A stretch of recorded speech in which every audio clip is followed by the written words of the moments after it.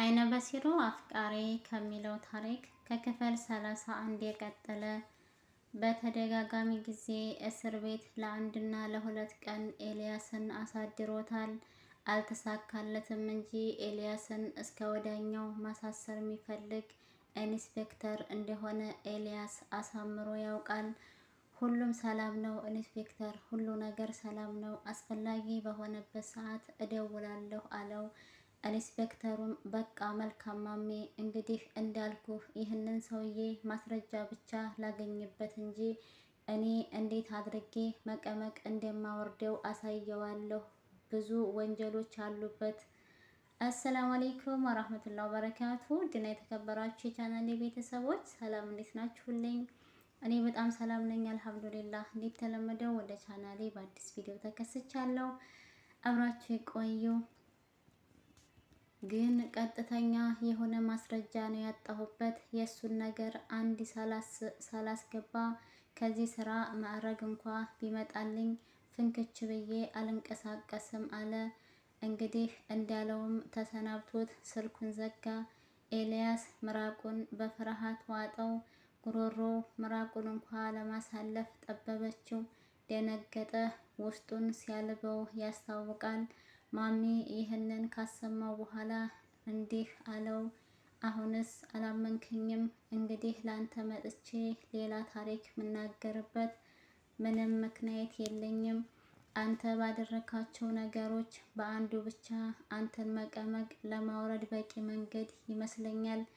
ምፈልገው ካንተ ጋር ጠላትነት ቢሆን ኖሮ ኢንስፔክተሩን ዛሬ እዚህ ይዤው መጣለሁ እንጂ ብቻዬን አልመጣም። አንዱ ቆንጆ ምስክር ሆኜ ጥፋት እንዳጠፋህ አድርጌ ሌላውን ተወውና ጥርሱን ባመመው ወንድምህ አማካኝነት እንኳ ላስገባህ እችላለሁ አለው። ኤልያስ በድንጋጤ ተነስቶ ተቀመጠ። የዛን ቀን የጠበቀውን የአበራን ድምፅ፣ የጩኸት ድምፅ ሰምቶ አይ ጥርሱን ያመመው ወንድሜ ነው ሲል ኤልያስ የሸወደው ቢመስለውም እንኳ ማሜ ግን የጠበቀውን ድምፅ በደንብ ስለሚያውቀው አውቆ እንዳለፈው ነገረው። ኤልያስ ተርበተበተ። የሚናገረው ቃላት አጣ። ገና ከጅምሩ ሊያዛቸውና ሊያስገድልበት የሚችለውን ጋርዶች እንዴት ታምናቸዋለህ ብሎ ብርክ ካሰኘበት በኋላ አሁን ደግሞ አስደንጋጭ ዱብዳ አወረደበት።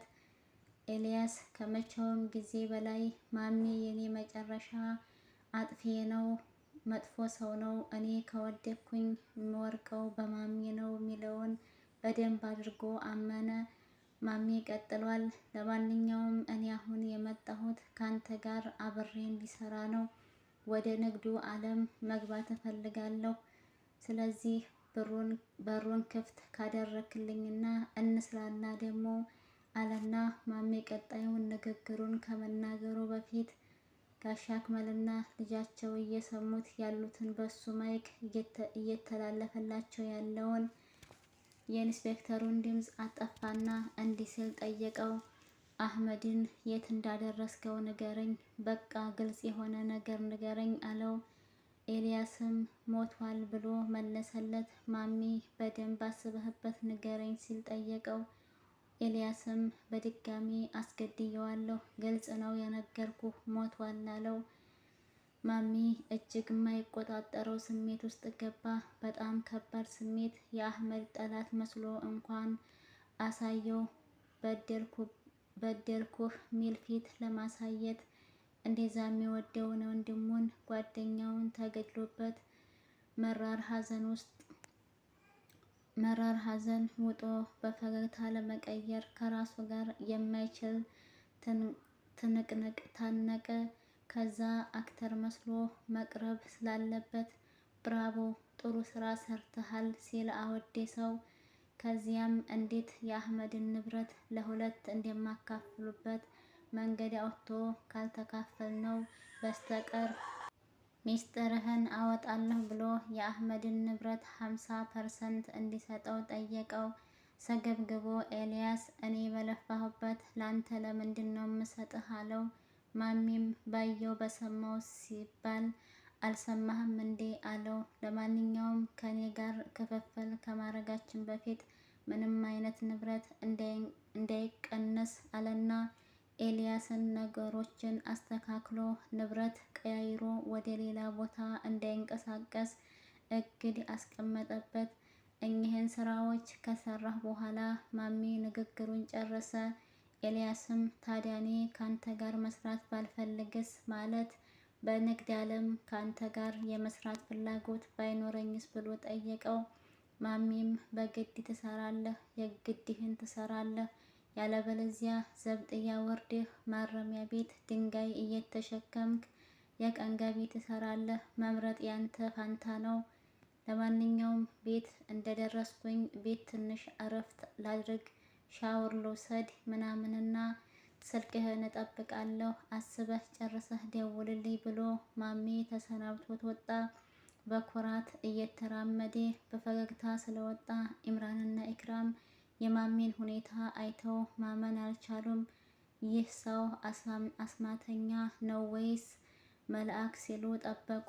ከላይ አንዳች የግድያ ድምፅ፣ ጩኸት ወይ ደም ብቻ አንዳች ነገር ወይ የሽጉጥ ጩኸት ሲጠብቁ የነበሩት ኢክራምና ኢምራን ደረቱን ነፍቶ ጠቀስ አድርጓቸው የወጣውን ማሚን ሲያዩ ማመን አልቻሉም። ማሚ በዚህ ወቅት ኢክራምና ኢምራንን እፈልጋችኋለሁ ብሎ ከዚህ ቤት ይዟቸው መውጣት የሚችልበት ትልቅ እድል የነበረው ቢሆንም ሙሉ ለሙሉ ይዞ ከወጣ ችግር ይፈጠራል። ኤልያስ የሚፈልገውን ሁሉ በሚያምናቸው ጋርዶቹ በኩል ያደርጋል። አሁን ግን ትዕዛዞቹን ለማስተላለፍ ኢምራንና ኢክራምን ስለሚጠቅም ለማሚ ጥሩ ግብአት ሆኖ ትንሽ ቀን እዚህ ቤት እንዲቆዩ ፈልጓል። እማና መሪም መንገዱን ቆርሰው ወደ መዳረሻቸው ቀርበዋል።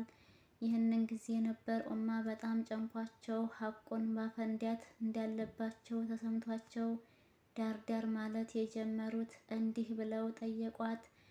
ልጄ ስለ ሱለይማን እኮ አንድ የምነግርሽ ነገር አለ አሏት። መሪምም ስልኩን ለምን እንደያዙለት እኮ ነገሩኝ፣ አብረውት ስልኩ ለምን እዚህ እንዳለማ ነገሩኝ፣ በአጋጣሚ ኪሴ ውስጥ ረስተውት ይዘውት እንደወጡ ሌላ የሚነግሩኝ ነገር አለ አለቻቸው።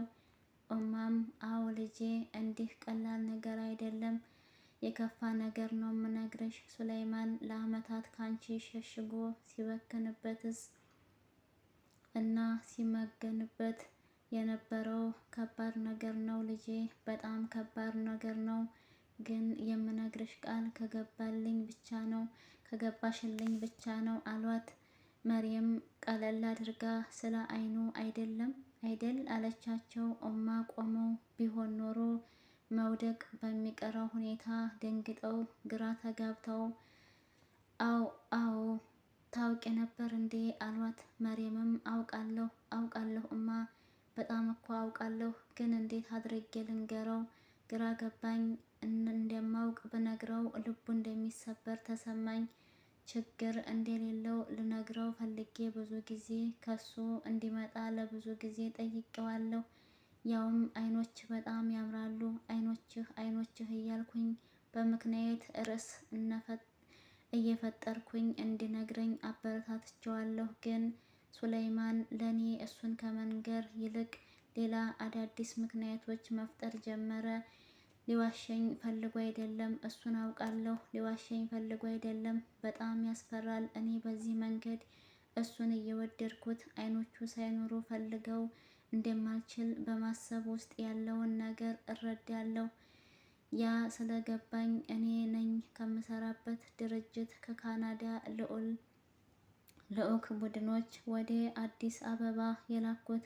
በእኔ አማካኝነት ነው የተላከው። ግን ደብዳቤውን አስገብቼ ትንሽ ጊዜ አዘግተውብኝ ስለነበር አንደኛውን ከፈቀዱልኝ አይቀር ለምን ለሱለይማን ብቻ ከቻልኩኝ ለአንድ ለሶስት ለአራት ሰዎችም ነገሩን ላመቻች ብዬ ለ5 ባለ እድሎች እንድደርሳቸው ያደረኩት። ያው ሀገሬን በዚህ መንገድ መጥቀም ስላለብኝ ግን ያኔ እንዴት ተጨነቃችሁ አውቃለሁኝ። እኔ መሆኔ እንዲታወቅ ስላልፈለግኩኝ ሱለይማን ምንም አይነት ይሉኝታ ውስጥ እንዲገባ ስላልፈለግኩኝ በቃ አስመሰልኩኝና ሱለይማንም እዛ እንዲወዳደር በዶክተር ያሬድ በኩል አመጣሁት አለች።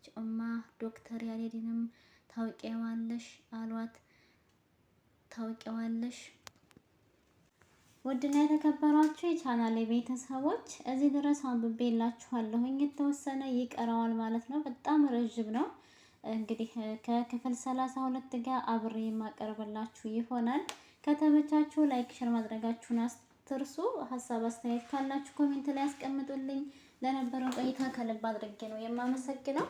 ሰላም አሌይኩም ወራህመቱላሂ ወበረካቱ።